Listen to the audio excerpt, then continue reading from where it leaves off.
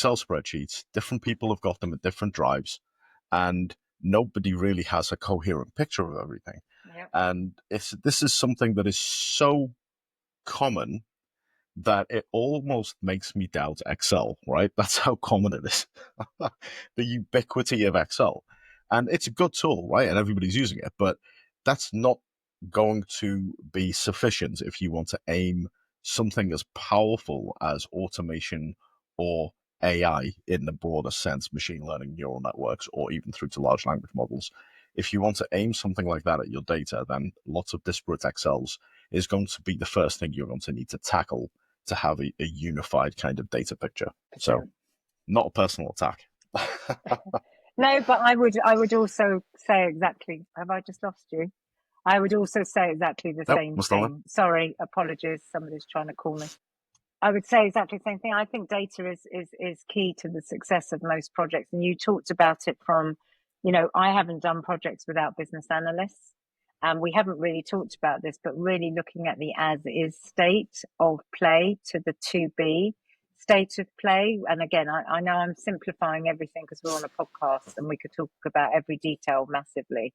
But that whole sense of taking it from where am I today to where do I want to be in the future is huge. And the journey and the map, the road map, so to speak, to get you there is enormous. And that's why we talk about what's the plan today, what's the mitigations, what are your milestones.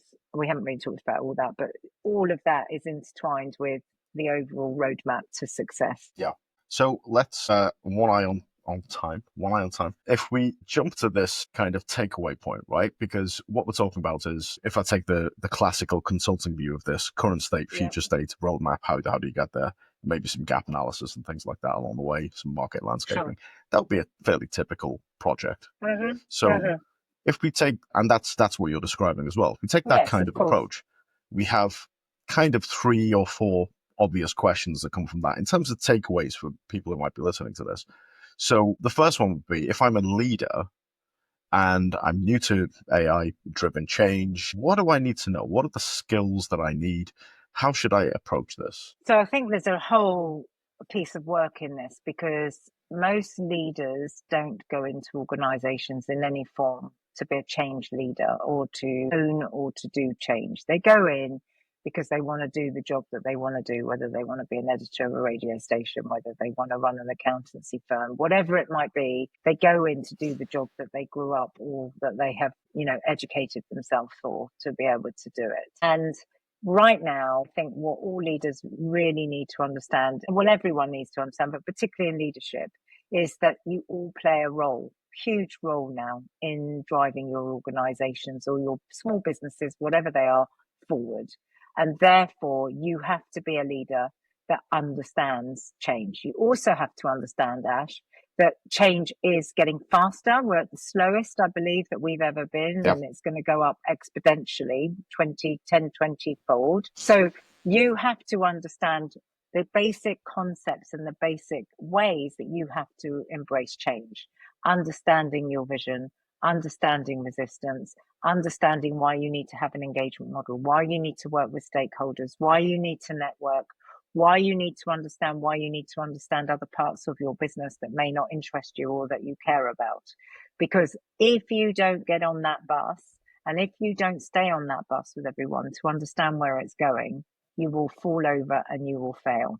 So it is every leader's responsibility now to be able to be a change agent, and they have to understand what it means to deliver change. And certainly, and again, I'm sorry to hark back to the BBC, but I just spent 25 of my years there. Before I left the BBC, and I know it's still running thanks to some colleagues of mine, we actually set about putting in a Leaders Through Change program for all leaders in the BBC. So almost like the GCSE of leading through change, because all these people had to know how to take the BBC forward so that it will survive its future, because there's a lot hanging in the balance, particularly being publicly funded. And they need to understand, when I suddenly say, Ash, I need £50,000 of your budget this month for Radio 1, sorry, I know that you don't really want to give me £50,000, but that's where we're going to put our money. You have to understand why. right? And then you have to explain it to your teams. I think dealing with resistance, understanding that plans always change, understanding the mitigations that you need to do to be able to get to where you want to go, and the communications, really stepping up as a leader to be able to communicate effectively. And lastly, I just say, always empathetic leadership. Empathy, we don't talk about it enough, but really listening, hearing, working with your teams, get them to come and help you. You don't have to solve the world on your own. The best change programs are when everyone comes together to think it through. So look at who's Yeah, in your team, see who can really help you, because I don't know about you, but I've loved employing people that are far cleverer than me, because why not? They can help me get through some really difficult times in life. absolutely. Selecting a good team is probably the most difficult thing a leader has to do, right? Absolutely. There we go. So, Lou, that was an amazing discussion.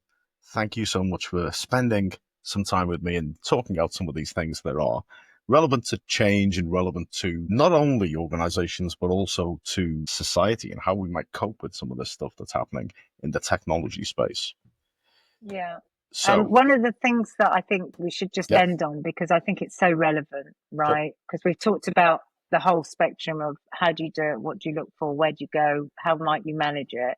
And one of the last things I'd just say, and again, partly because you are going to be on the panel anyway, but with me next week at the 27th of March. But my point I do want to make is that we need to consider, when we talk about leadership, we really need to talk about how we keep our staff well. We're in a very Mm. connected, challenging environment right now. And I think well-being and keeping your own well-being as well as everybody else's is paramount. And I'm sure there's a whole other podcast, which I'm not going to go into for that, but I would just like to end that every leader has a responsibility to its team's well-being in all of that change. And it's a balance. It is. And I think employee well-being, societal well-being, anxiety, and all of these other things that come from this are very deep topics that I think we need another session on. So let's maybe do that, get that in the diary. But anyway, Always here. so Lou, thank you very much. And Thank you. for those watching, if you're watching on YouTube, don't forget to like, subscribe, etc. If you're watching on Spotify, don't forget to follow the channel, and hopefully I'll see you all soon.